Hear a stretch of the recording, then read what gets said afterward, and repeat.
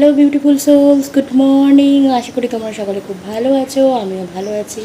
আমার channel কার্পেডিয়াম with লাভে তোমাদেরকে আরেকবার স্বাগত জানাচ্ছি। আজকে 23শে জুন আর আমার বার্থডে, তাই আমি একটু সাজুগুজু করে তৈরি হয়েছি। আসলে আজকে আমার শুধু বার্থডেই নয়, আমার একটা কম্পিটিশান আছে, তো সেই কম্পিটিশানে যাওয়ার জন্যই এত সাজুগুজু। গত বছর জন্মদিনেও যে মানুষটা সশরীরে উপস্থিত ছিল এবং যার পায়ে প্রণাম করে আমি জন্মদিন শুরু করেছিলাম, এবছর তার ছবিতে প্রণাম করে আমার জন্মদিন শুরু করতে হচ্ছে। সত্যি এক জীবনে মানুষকে কত কিছুই না দেখতে হয়, শিখতে হয়। তো যাই হোক, গাড়ি চলে এসছে, আমরা এখন রওনা দিয়েছি। মনটা খুবই খারাপ লাগছে। তো যাই হোক, মন খারাপ অবস্থাতেই চলে এলাম রসুলপুর রামকৃষ্ণ সেবাশ্রমে। আজকে এখানেই আমাদের কম্পিটিশানটা অনুষ্ঠিত হবে। এই দেখো, প্রবেশপথটা কি সুন্দর মালা দিয়ে সাজানো। আর এখানে ফুলের বাগানের বেশ কিছু ফুল আমার নজর কাড়ল। ফুল, গাছের ফুল সত্যিই আমাদের মনকে খুশি করে দেওয়ার ক্ষমতা রাখে। এই ফুলটি আমার ভারী পছন্দ হয়েছে, কিন্তু আমি এর নাম জানি না। কখনো যদি পাই এই গাছটি আমি অবশ্যই বাড়িতে লাগাবো। এবার চলে এসেছি আশ্রমের ভিতরে। এত ভিড় দেখে ঘাবড়িয়ে যেও না, আসলে এখানে সকলের নাম রেজিস্ট্রেশন করা হচ্ছে। ওই যে চেয়ারে বসে দাদা দিদিরা সকলের নাম, বয়স, কাস্ট, কে কোথা থেকে এসছে সব লিখে নিচ্ছে। আমার রেজিস্ট্রেশন কমপ্লিট। এই দেখো, কপালে চন্দনের টিপ পরিয়ে একটা সুন্দর ক্লিয়ার ফাইল দিয়ে আমাকে বরণ করে নেওয়া হয়েছে। সত্যি এটা আমার ভীষণ ভালো লাগছে। তারপরে সোজা চলে গেলাম জলখাবার খেতে। আহা, জন্মদিনের সকালে লুচি, কাবলি ছোলার তরকারি আর মিষ্টি। আমাদের রামকৃষ্ণ মিশনের কর্তৃপক্ষ এই চারটি বিষয় শুধুমাত্র আমাদের বর্ধমান জেলার জন্য নয়, গোটা পশ্চিমবঙ্গ বিভিন্ন জায়গায়। তখন ভিড়ের জন্য দেখাতে পারিনি। এই দেখো, এটা হচ্ছে এখানকার আশ্রমের বিগ্রহগুলি। কি অসাধারণ সুন্দর সাজানো, কি অসাধারণ শৈল্পিক কর্ম। এটি রামকৃষ্ণদেবের শয্যা। তো যাই হোক, ঠাকুরকে দর্শন করে বেরিয়ে চলে এসেছি। গরম ভীষণ, আমার খুব কষ্ট হচ্ছে, চোখ মুখ জ্বালা করছে। আমার অ্যালার্জি, আসলে অ্যালার্জিকেই বা কী দোষ দেব। এবারে বসে গেছি খেতে, বাজে প্রায় 2:30। একটা ফ্যান দেখে বসেছি, আর আমার অপোজিটে বসেছে কাকিমা। তো যাই হোক, পাতে পড়ে গেছে ঝুড়ো ঝুড়ো আলু ভাজা। প্রথমে লবণ লেবুটা মিক্স করেছি, তারপর ঝুড়ো ঝুড়ো আলু ভাজা, তারপর এই যে সাদা ধোয়া ওটা গরম ভাত। আমি ভাত একটু কম খাই, তোমরা সকলেই জানো।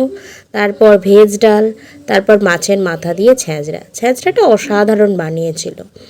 এরপর মিক্সড ভেজটাও আমার একটু নতুনত্ব লাগলো।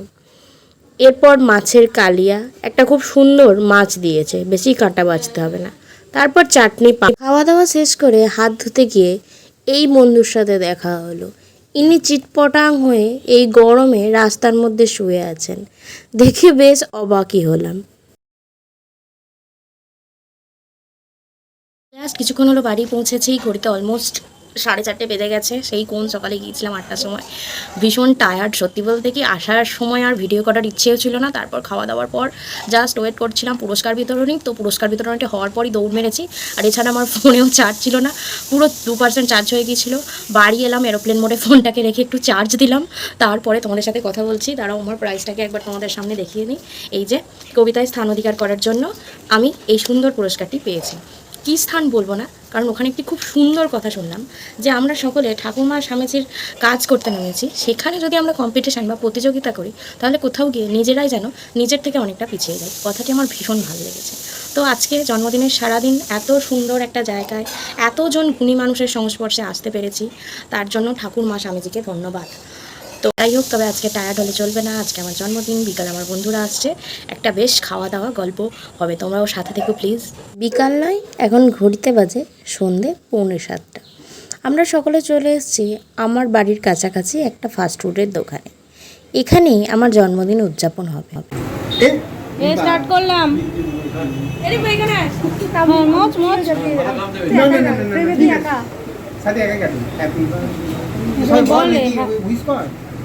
জয় তারা লজ্জা করে ভাই ওইসব বলতে।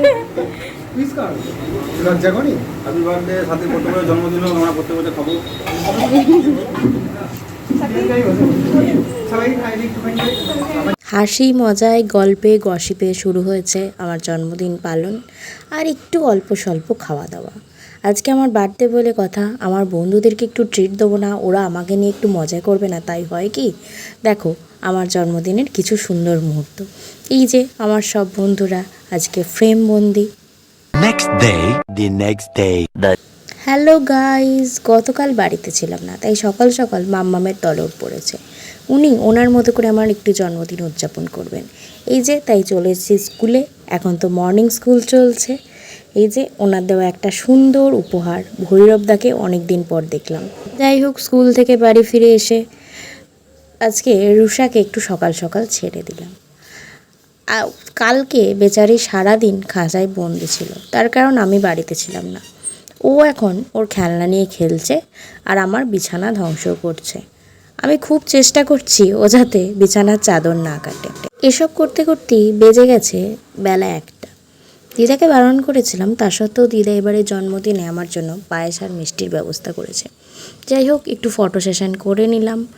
আর এই যে এবারে আমার দুপুরের খাওয়া দাওয়া। সকলকে ধন্যবাদ, দেখা হচ্ছে আরেকটা ভিডিওতে। সকলে ভালো থেকো, সুস্থ থেকো।